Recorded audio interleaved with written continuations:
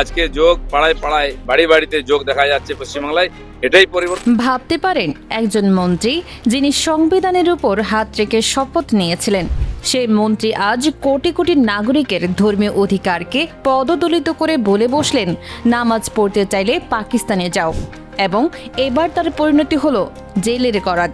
কি হয়েছিল সেদিন? কেন গোটা পশ্চিমবঙ্গ আগুন হয়ে গেল? কেন আদালত নিজে এগিয়ে এসে কঠোর পদক্ষেপ নিল? আজকের এই পুরো ঘটনাটা শুরু থেকে শেষ পর্যন্ত জানতে হলে এই ভিডিও আপনাকে শেষ পর্যন্ত দেখতেই হবে। দর্শক, গল্পটা শুরু হয়েছিল পশ্চিমবঙ্গের রাজনৈতিক মঞ্চে। বিজেপি নেতা এবং রাজ্যমন্ত্রী দিলীপ ঘোষ, যিনি আগে থেকেই বিতর্কিত মন্তব্যের জন্য পরিচিত, এবার এমন একটা কথা বলে বসলেন যেটা শুধু একটা সম্প্রদায়কে নয়, পুরো ভারতীয় সংবিধানকে অপমান করল। তিনি প্রকাশ্যে বললেন, ভারতের মুসলিম নাগরিকদের নামাজ পড়ার অধিকার নেই এই দেশে। যদি নামাজ পড়তে চান তাহলে বাংলাদেশে যান, নয়তো পাকিস্তানে চলে যান। এখন একটু ভাবুন, ভারতীয় সংবিধানের 25 নম্বর অনুচ্ছেদ কি বলে? এটা পরিষ্কারভাবে বলে, প্রতিটি নাগরিকের নিজের ধর্ম অনুসরণ, আচরণ এবং প্রচারের পূর্ণ স্বাধীনতা আছে। এটা কোনো অনুগ্রহ নয়, এটা মৌলিক অধিকার। এবং একজন মন্ত্রী যিনি এই সংবিধানের শপথ নিয়ে পদে বসেছেন, তিনি এই অধিকারকে সরাসরি অস্বীকার করলেন। দিলীপ ঘোষের এই উক্তি প্রকাশ্যে আসার পর পশ্চিমবঙ্গে যা হলো সেটাকে রাজনৈতিক ভূমিকম্প বললেও কম বলা হয়। প্রথমে সামাজিক যোগাযোগ মাধ্যমে ঝড় উঠল, লক্ষ লক্ষ মানুষ ক্ষোভ প্রকাশ করতে শুরু করলেন। শুধু মুসলিম সম্প্রদায়ের মানুষ নন, হিন্দু, খ্রিস্টান, শিখ, বৌদ্ধ সব ধর্মের সচেতন নাগরিক একযোগে প্রতিবাদে সামিল হলেন। কারণ তারা বুঝলেন, আজ যদি একটা সম্প্রদায়ের অধিকার কেড়ে নেওয়া হয়, কাল অন্য সম্প্রদায়ের পালা আসবে। রাজপথে নেমে এলেন সাধারণ মানুষ। আইনজীবীরা হুঁশিয়ারি দিলেন, আমরা এই মামলা হাইকোর্ট পর্যন্ত নিয়ে যাব। বিভিন্ন রাজনৈতিক দলের নেতারা বললেন, এই ব্যক্তি সংবিধানের শপথ নিয়ে সংবিধান ভঙ্গ করেছেন, এটা রাষ্ট্রদ্রোহিতার সমান। একজন প্রবীণ আইনজীবী বললেন, দিলীপ ঘোষ কোন হরিদাস পাল যে তিনি সিদ্ধান্ত নেবেন কোন নাগরিক কোথায় থাকবে? এই দেশ কি তার পৈতৃক সম্পত্তি?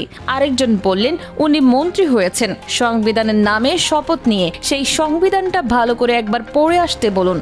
দর্শক, এখানে একটা গুরুত্বপূর্ণ বিষয় আছে যেটা না বললে পুরো ছবিটা অসম্পূর্ণ থেকে যায়। পশ্চিমবঙ্গে বিজেপি সরকার রেড রোড ঈদের নামাজ আদায়ে নিষেধাজ্ঞা জারি করলো। বলা হলো রাস্তায় নামাজ পড়া যাবে না। অনেক মানুষ এটাকে মেনেও নিলেন, কিন্তু ঠিক তারপরে কি হলো? সেই একই রেড রোড 7 দিনের জন্য পুরোপুরি বন্ধ করে রাখা হলো যোগ দিবস পালনের জন্য। এটাকে আপনি কি বলবেন? এটা নিরপেক্ষতা? এটা সুশাসন? না, এটা হচ্ছে নির্লজ্জ দ্বিচারিতা। একটা ধর্মের জন্য একদিনের জন্য রাস্তা দেওয়া যাবে না, কিন্তু আরেকটা কার্যক্রমের জন্য 7 দিন ধরে পুরো রাস্তা অবরুদ্ধ করে রাখা যাবে? এটা কোন ন্যায় বিচার? সচেতন নাগরিকরা প্রশ্ন তুললেন, যদি শাস্তির জন্য যোগ করতে হয় তাহলে ময়দানের মতো বিশাল খোলা জায়গা থাকতে রেড রোড বন্ধ করার কি দরকার? ময়দানে সবুজের মাঝে খোলা বাতাসে সবাইকে নিয়ে করলে তো আরও ভালো হতো। কিন্তু না, কারণ উদ্দেশ্য স্বাস্থ্য নয়, উদ্দেশ্য হলো আধিপত্য প্রতিষ্ঠা এবং সংখ্যালঘুদের কোণঠাসা করা। শুধু ধর্মীয় বিভাজন নয়, বিজেপির প্রতিশ্রুতি ভঙ্গের তালিকাটাও দেখুন একবার। ক্ষমতায় আসার আগে বলেছিল রান্নার গ্যাসের দাম 450 টাকা করা হবে, আজ সেই গ্যাসের দাম আকাশ ছোঁয়া। বলেছিল জ্বালানি তেলের দাম কমিয়ে সাধারণ মানুষের নাগালে আনা হবে। পেট্রোল ডিজেলের দাম আজ কোথায় সেটা আপনারা নিজেরাই জানেন। বলেছিল হকার উচ্ছেদ হলে বুলডোজারের সামনে দাঁড়াবো, আজ তারাই বুলডোজার চালাচ্ছে গরিব মানুষের ঘরের উপর দিয়ে। আয়ুষ্মান ভারত কার্ডের নামে হাজার রকমের শর্ত, অন্নপূর্ণা ভান্ডারের ফর্মে এত জটিলতা যে সাধারণ মানুষ হাল ছেড়ে দিয়েছে। লজিক্যাল ডিসক্রেপেন্সি, এই একটা শব্দের আড়ালে লক্ষ লক্ষ গরিব পরিবারের নাম কেটে দেওয়া হচ্ছে সরকারি সুবিধার তালিকা থেকে। একটা ব্লকেই 27 লক্ষ মানুষের নাম বাদ পড়েছে। এই সংখ্যাটা একবার কল্পনা করুন, 27 লক্ষ মানে একটা ছোট দেশের জনসংখ্যার সমান মানুষ একটা ব্লক থেকে সরকারি সুবিধা থেকে বঞ্চিত হয়েছে।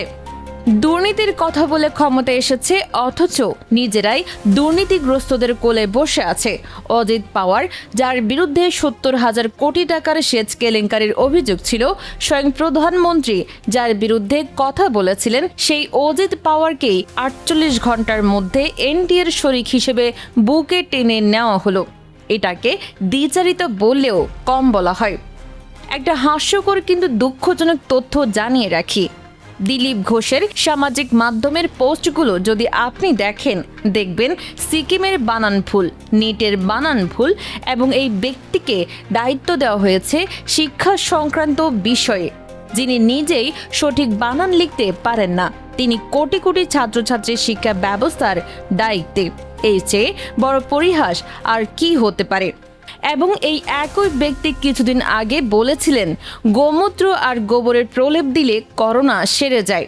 একটা মহামারীর সময়ে যখন মানুষ মরছে, তখন এই ধরনের অবৈজ্ঞানিক বিপজ্জনক কথা বলা, এটা কি দায়িত্বশীল নেতৃত্ব? এবার আসি সেই মুহূর্তটাই যেটার জন্য আপনারা অপেক্ষা করছেন।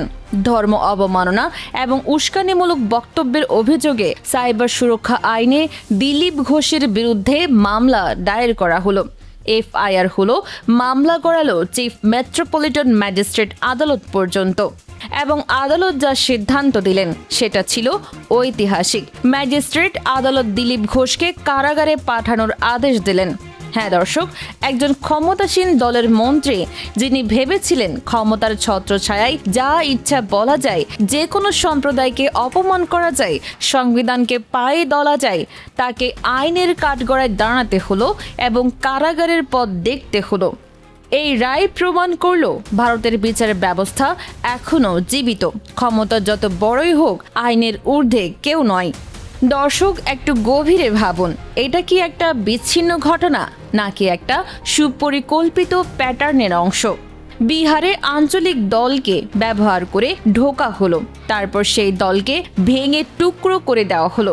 মহারাষ্ট্রে একই খেলা, শিবসেনা ভাঙলো, এনসিপি ভাঙলো, পশ্চিমবঙ্গের তৃণমূলের নেতাদের টেনে আনা হচ্ছে বিজেপিতে। যাদের বিরুদ্ধে দুর্নীতির অভিযোগ ছিল, তারাই এখন ধোয়া তুলসী পাতা হয়ে গেছে বিজেপির ছাতার নিচে এসে। আপনার কি মনে হয়, দিলীপ ঘোষের শাস্তি কি যথেষ্ট, নাকি আরও কঠোর ব্যবস্থা নেওয়া উচিত? নিচে কমেন্টে আপনার মতামত জানান। ভিডিওটি ভালো লাগলে একটা লাইক দিন, শেয়ার করুন, যেন সবাই সত্যটা জানতে পারে। আর চ্যানেলটি সাবস্ক্রাইব করে বেল আইকন অন করে রাখুন, যেন এই ধরনের গুরুত্বপূর্ণ খবর আপনার কাছে সবার আগে পৌঁছায়। দেখা হবে পরবর্তী ভিডিওতে। ততক্ষণ পর্যন্ত সচেতন থাকুন, ঐক্যবদ্ধ থাকুন।